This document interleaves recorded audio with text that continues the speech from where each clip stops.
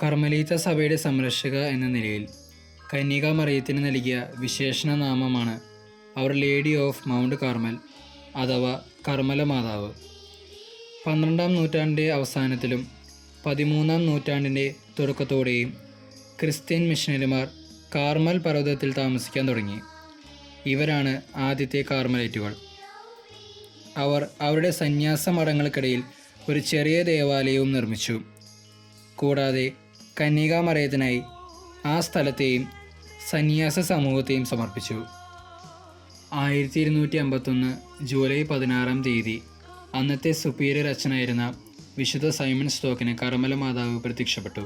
ഉത്തരീയം നൽകിക്കൊണ്ട് മാതാവ് പറഞ്ഞു, എൻ്റെ സാഹോദര്യത്തിൻ്റെ അടയാളവും രക്ഷയുടെ അച്ചാരവുമായ ഉത്തരീയം സ്വീകരിക്കുക.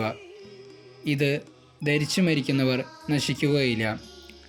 ക്രമേണ ലോകമാസകലമുള്ള എല്ലാ മാതൃഭക്തരും കർമ്മല ഉത്തരീയം ധരിക്കാൻ തുടങ്ങി. 1322 ജോൺ 22-ാം മാർപ്പാപ്പയ്ക്ക് കാണപ്പെട്ട് മറ്റൊരു വാഗ്ദാനം കൂടി മാതാവ് നൽകുകയുണ്ടായി.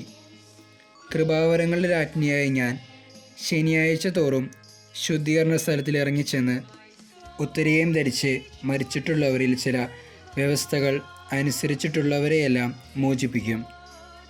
14-ാം നൂറ്റാണ്ട് മുതൽ ജൂലൈ 16-ാം തീയതി സഭ കർമ്മല മാതാവിൻ്റെ തിരുനാൾ ആഘോഷിക്കുന്നു.